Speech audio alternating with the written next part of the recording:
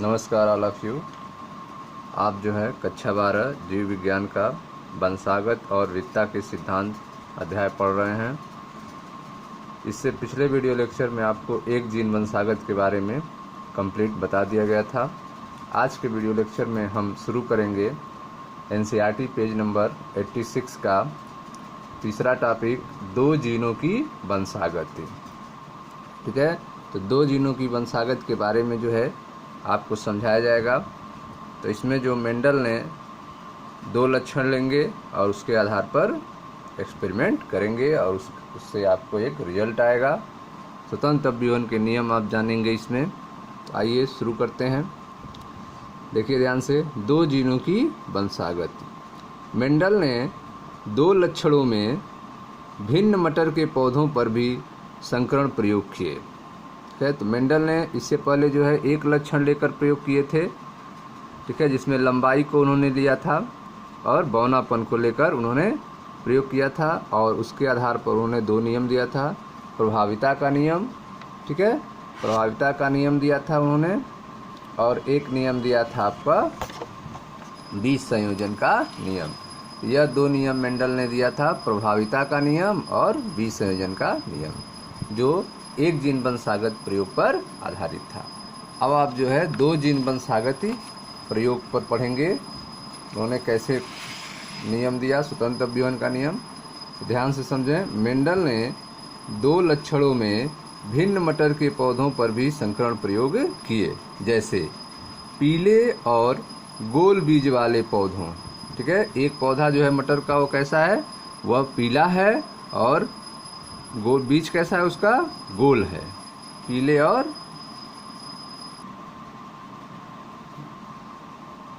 तो आप देख रहे हैं कि पीले और गोल बीज वाले पौधे का क्रॉस हरे और झुर्रीदार बीज वाले पौधे से किया।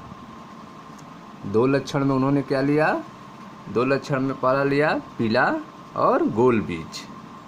ठीक है, बीज का जो कलर होगा वह पीला होगा और बीज कैसा होगा, गोल होगा। यह एक हो गया। और दूसरा उन्होंने लिया हरा। ठीक है, बीज का जो कलर होगा वो कैसा होगा, हरा होगा और बीज कैसा होगा, झुर्रीदार होगा, मतलब पिचका हुआ होगा। ठीक है, तो यह जो है दो लक्षण ले लिए उन्होंने, पीला और गोल बीज, हरा और झुर्रीदार बीज। ठीक है, यह लेकर उन्होंने क्रॉस किया। मेंडल ने पाया कि, ध्यान दें, पहले समझें इसको, क्रॉस को ध्यान से देखिए। यह आपका जनक पीढ़ी है, जनक पीढ़ी जिसमें गोल, ठीक है, आप देख रहे हैं गोल बीज है और कार्टिलेजन का किस कलर का है, पीला कलर का है। ठीक है, गोल पीला।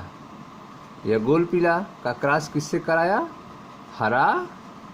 ठीक है, कार्टिलेजन हरा है और बीज कैसा है, पिचका हुआ है, झुर्रीदार है। ठीक है, तो यह दो जो है लक्षण लिए हुए हैं। ठीक है, दो लक्षण के साथ प्रयोग होगा।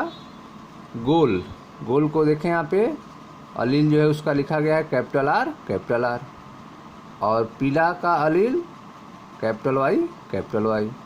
उसी तरह झुर्रीदार का, ठीक है, स्मॉल आर स्मॉल आर, हरा का स्मॉल वाई स्मॉल वाई। ठीक है, तो यह जो है अलील लिख दिया गया। अब आपको पता है कि जब युग्मक बनते हैं तो अलील क्या हो जाते हैं, आधे हो जाते हैं।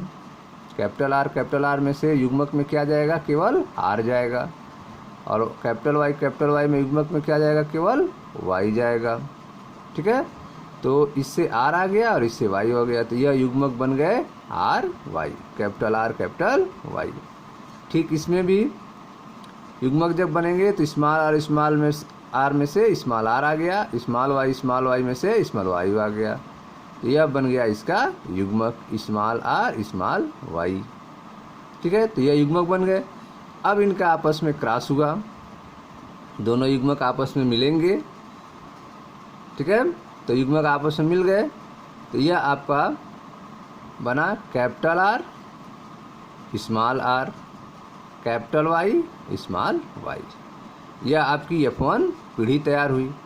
F1 पीढ़ी के जो लक्षण हैं वह सारे बीज जो हैं वह गोल हैं और पीले हैं। सारे बीज जो F1 पीढ़ी में तैयार हुए उन पौधों के बीज कैसे थे? गोल थे और पीले थे। अर्थात F1 पीढ़ी में जो प्रभावी लक्षण था वही दिखाई दिया। ठीक है, गोल और पीला है, हरा झुर्रीदार है, तो इसमें प्रभावी कौन होता है? तो प्रभावी में आपको बताया गया है कि जो गोल आकार होता है वह झुर्रीदार पर प्रभावी होता है, जो पीला कलर होता है वो हरे रंग पर प्रभावी होता है। ठीक है, तो F1 पीढ़ी में जो प्रभावी लक्षण थे वह यहाँ पर दिखाई दिया। अर्थात गोल बीज बने और पीला इसका कार्टिलेडन बना। ठीक, और ये आपका capital R small r capital Y small y। ठीक, अब जो है F2 पीढ़ी तैयार करने के लिए इसका स्वपरागण होने दिया गया। F2 पीढ़ी के लिए इसका क्या किया गया? स्वपरागण होने दिया। अब इस कंडीशन से कितने युग्मक तैयार हो सकते हैं? कैपिटल R स्मॉल r और कैपिटल Y स्मॉल y से कितने युग्मक बन सकते हैं, कितने जोड़े तैयार हो सकते हैं? ठीक है, तो इससे जो है 4 जोड़े तैयार हो सकते हैं। एक बार जो है स्मॉल r और स्मॉल y आपस में मिल सकते हैं, एक युग्मक इससे बन सकता है।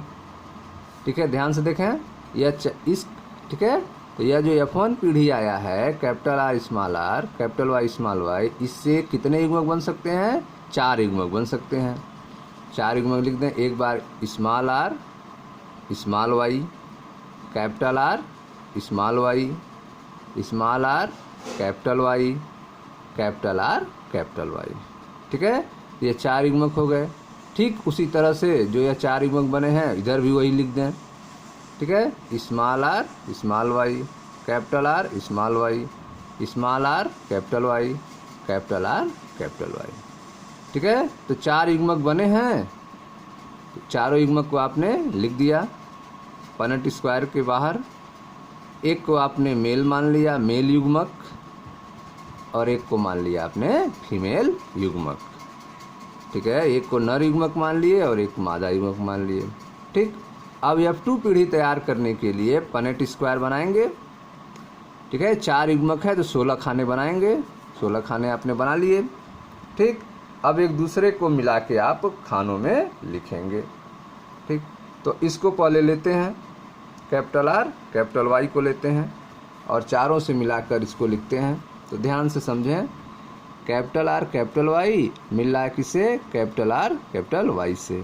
तो यह हो गया कैपिटल R और कैपिटल Y कैपिटल Y।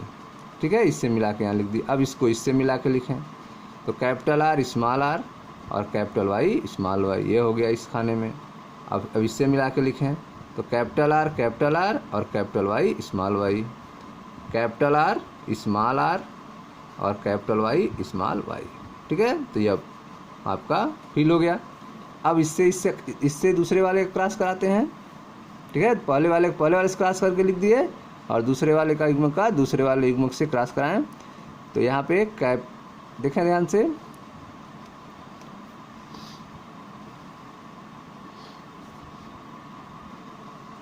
तो आप देख रहे हैं कि स्मॉल r कैपिटल Y और यहाँ पे है कैपिटल R कैपिटल Y। तो कैपिटल R स्मॉल r लिख दिए और कैपिटल Y कैपिटल Y लिख दिए। ठीक, अब इससे जो है इससे कराएं तो स्मॉल r और कैपिटल Y कैपिटल Y।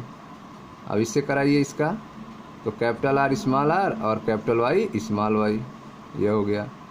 अब इसका कराइए इससे, तो स्मॉल r और कैपिटल Y स्मॉल y, ये हो गया।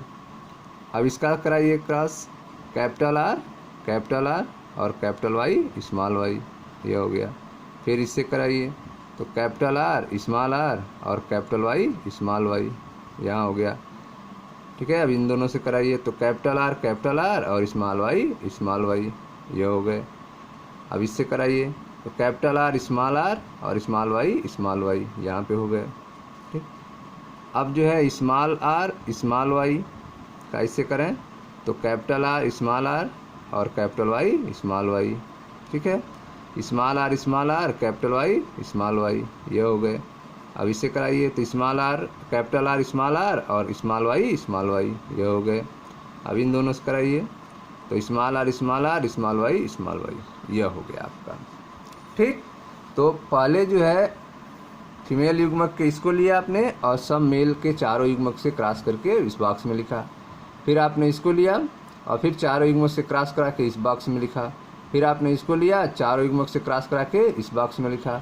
फिर आपने लास्ट में इसको लिया और चारों से क्रॉस करा के इस बॉक्स में लिखा। तो यह आपका पनेट वर्ग भर चुके हैं और F2 पीढ़ी। ठीक है, तो F2 पीढ़ी का जो फिनोटाइप अनुपात होगा, ठीक है, जो देखने में फिनोटाइप जो रिजल्ट आएगा, इसमें 9 जो होंगे वह गोल पीले होंगे। 9 जो होंगे वो कैसे होंगे? गोल पीले होंगे। ठीक है, आप देख सकते हैं, देखें 9 जो हैं गोल पीले हैं, 1 2 3 4 5 6 7 8 9। यह जो 9 कैसे हैं? गोल पीले हो गए। ठीक है, 3 जो होंगे वह गोल हरे होंगे, 1 2 3, यह तीनों क्या हो गए? गोल हरे हो गए। 3 जो होगा झुर्रीदार पीला होगा, ध्यान से देखें, 1 2 3, यह तीनों कैसे हैं? झुर्रीदार पीले हैं। और 1 जो होगा वह झुर्रीदार हरा होगा, तो यह 1 है जो झुर्रीदार हरा है। ठीक है, तो जो फिनोटाइप अनुपात आया F2 पीढ़ी में वह क्या आया? 9 संबंधे 3 संबंधे 3 संबंधे 1 आया। ठीक है, जो 2 जीनों की वंशागत या पढ़ रहे हैं, इसमें जो F2 पीढ़ी तैयार हुई उसमें फिनोटाइप अनुपात क्या आया? 9 संबंधे 3 संबंधे 3 संबंधे 1 आया। अर्थात 9 जो थे वह गोल पीले हुए, 3 गोल हरे हुए, 3 झुर्रीदार पीले हुए और 1 झुर्रीदार हरा हुआ। ठीक है, तो द्विसंकर क्रॉस के परिणाम जिनमें जनक 2 जोड़े विपरीत विशेषक से में भिन्न थे, जैसे बीज का रंग और बीज की आकृति, इसका आपने चित्र देखा और उसका रिजल्ट आपने देखा। अब आइए इसको पढ़ते हैं।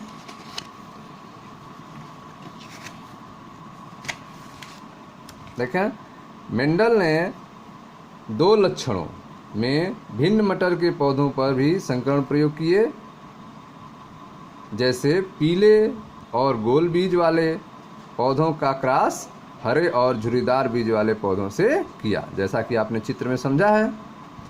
मेंडल ने पाया कि इस प्रकार के जनकों के संकरण से केवल पीले रंग वाले गोल बीज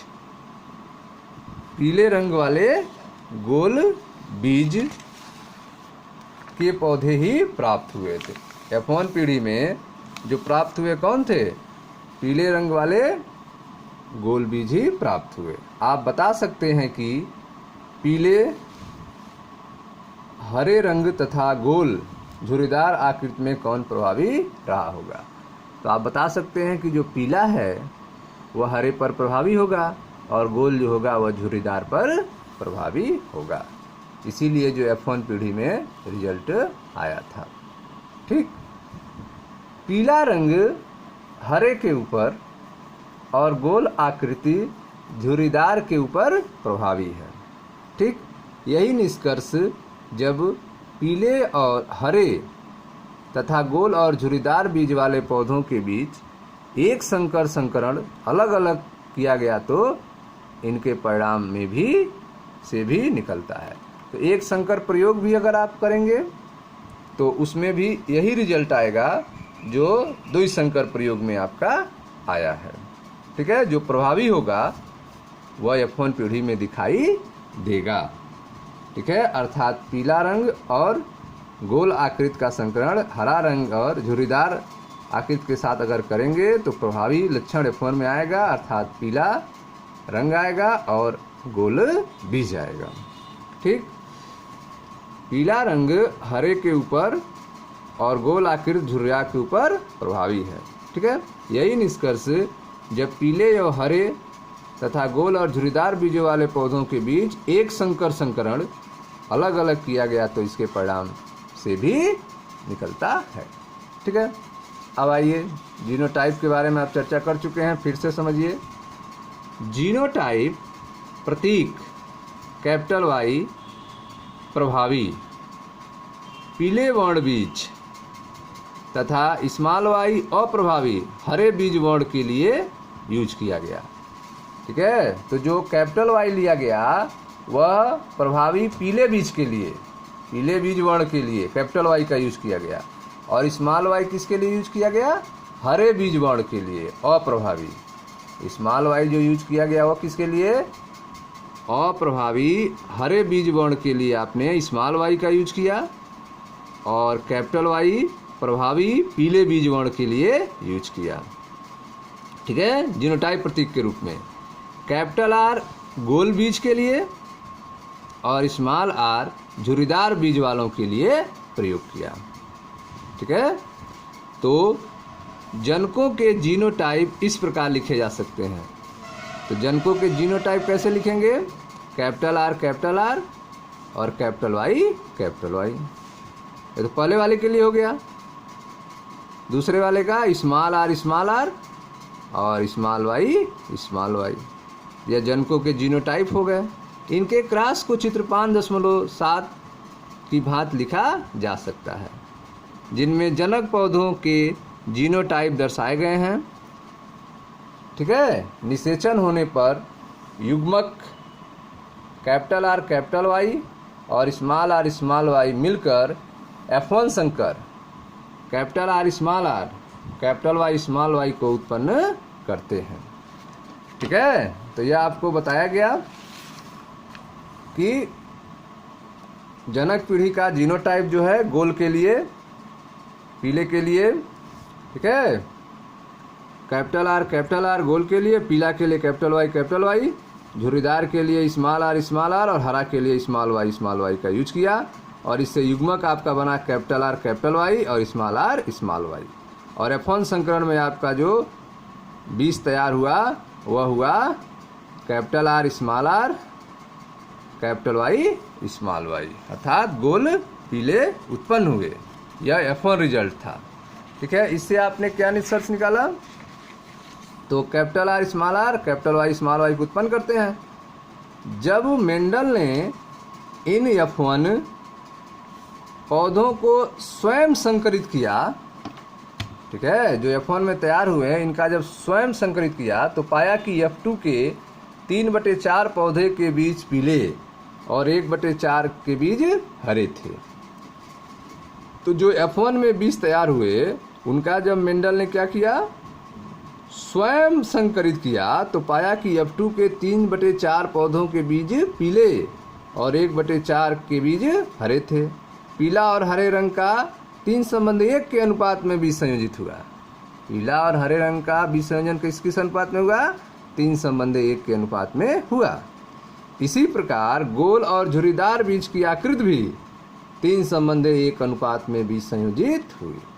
तो आप देख रहे हैं कि जब मेंडल ने F1 पौधों को स्वयं संकरित किया तो पाया कि F2 के 3/4 पौधों के बीज पीले और 1/4 के बीज हरे थे।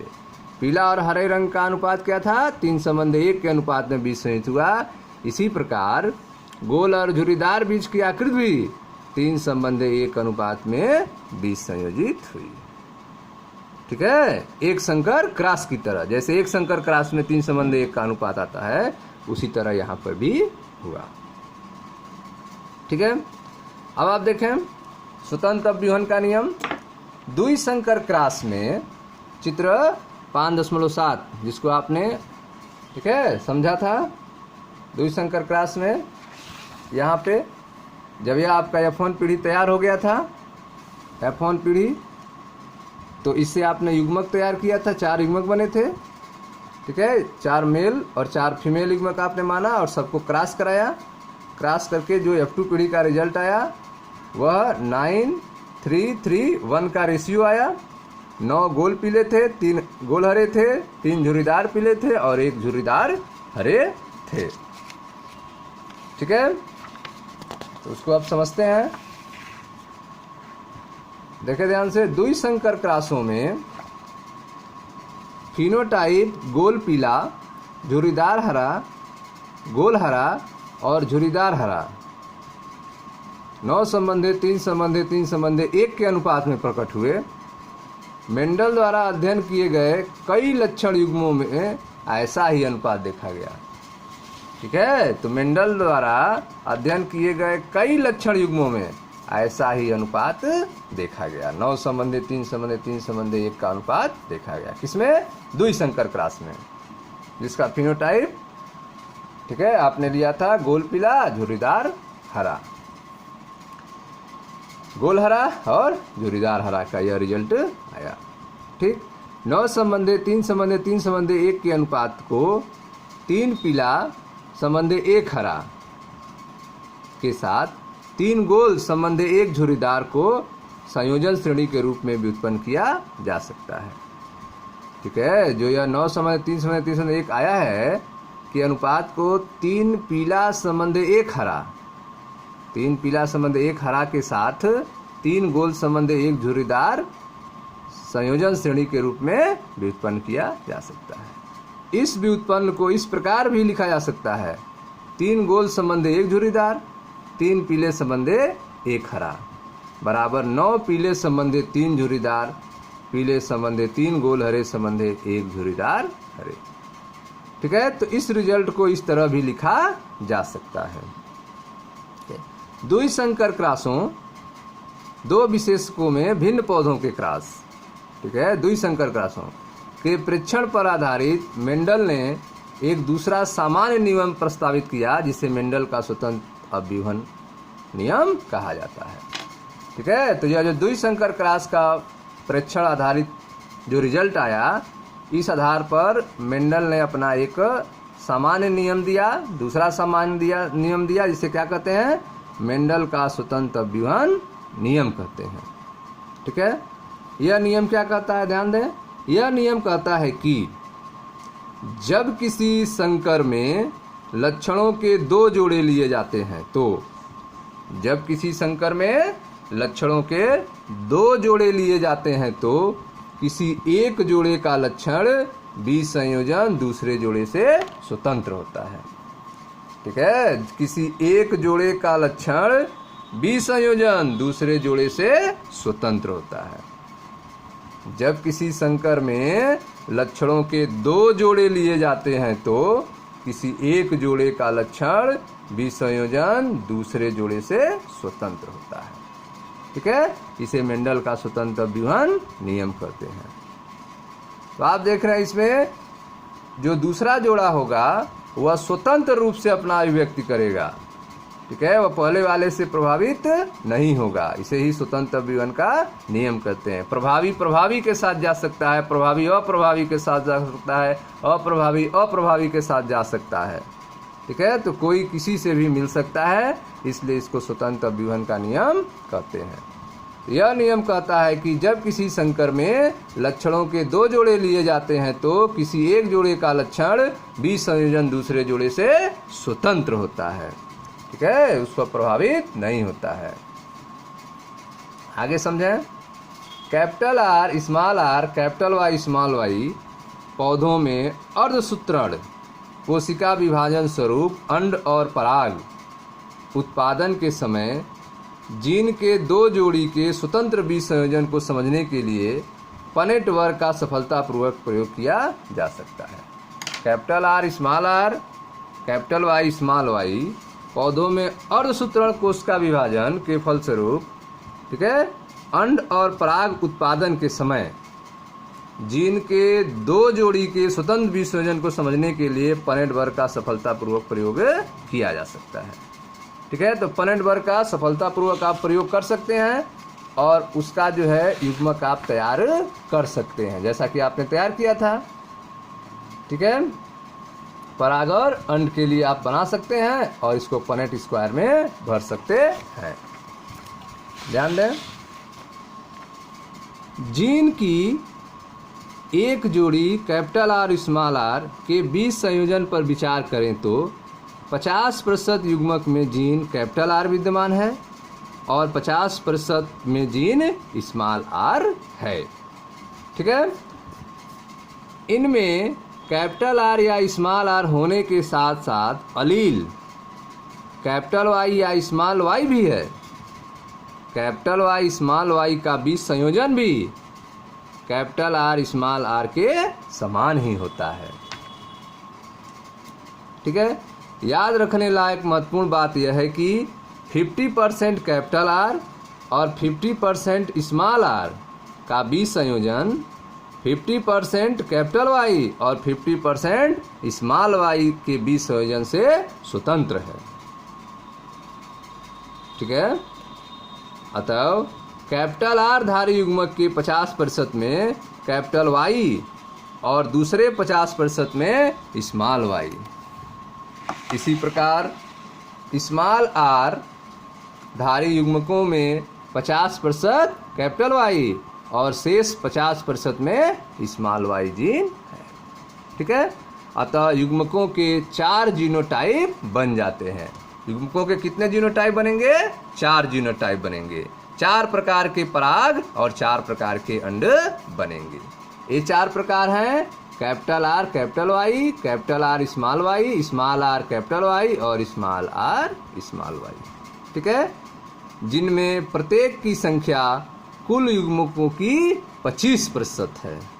प्रत्येक की संख्या कुल युग्मक कितनी होगी? 100 का कितना हिस्सा होगा? 25% होगा, अर्थात 1/4 है। ठीक है, जब आप पनेट वर्ग के 2 पार्श्वों में अंड और पराग लिखेंगे तो उन युग्मकों के संगठन का पता करना आसान होगा जिनसे F2 पौधे उत्पन्न होते हैं। ठीक है, तो पनेट वर्ग के पार्श्व में आप इसको लिखेंगे और उसके बाद जो है उन युग्मनजों के संगठन का पता करना आसान होगा जिनसे F2 पौधे उत्पन्न होंगे। जिससे F2 पौधे क्या होंगे? उत्पन्न होंगे। इनको आप पनेट के पार्श्व में लिख दिए, चारों को 25% संयोजन है, इसको होता गया। और इसको आपने इनको युग्मक को लिखना शुरू किया, आपस में क्रॉस करा के लिखना शुरू किया, तो आप देख रहे हैं सबका जो है रिजल्ट मिल रहा है F2 पीढ़ी में। देखें ध्यान से, जब आप पनेट वर्ग के 2 पार्श्वों में अंड और पराग लिखेंगे तो इन युग्मनजों के संगठन का पता करना आसान होगा जिनसे F2 पौधे उत्पन्न होते हैं। चित्र 5.7 में आपने देखा। यद्यपि पुनेट आरेख में 16 वर्ग हैं, किंतु इनमें कितने जीनोटाइप और फिनोटाइप बनते हैं, ठीक है, इसे दिए हुए फॉर्मेट से ज्ञात करें। क्या पनेट वर्ग के प्रयोग के आंकड़ों से आप F2 अवस्था के जीनोटाइप का पता कर इसे फॉर्मेट में भर सकते हैं, या जीनोटाइप अनुपात भी 9 संबंधी 3 संबंधी 3 संबंधी 1 ही है। ठीक है, तो जो आपने पनेट वर्ग तैयार किया F2 अवस्था का, तो उसमें फिनोटाइप रिजल्ट क्या आया था? 3 संबंधी 3 9 संबंधी 3 संबंधी 3 संबंधी 1 आया था।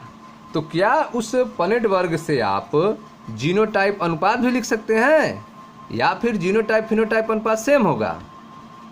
ठीक है, अगर वह सेम नहीं है तो इस बॉक्स में आप लिखें कि F2 में पाए गए जीनोटाइप क्या होंगे और इसके अनुमानित फिनोटाइप क्या होंगे।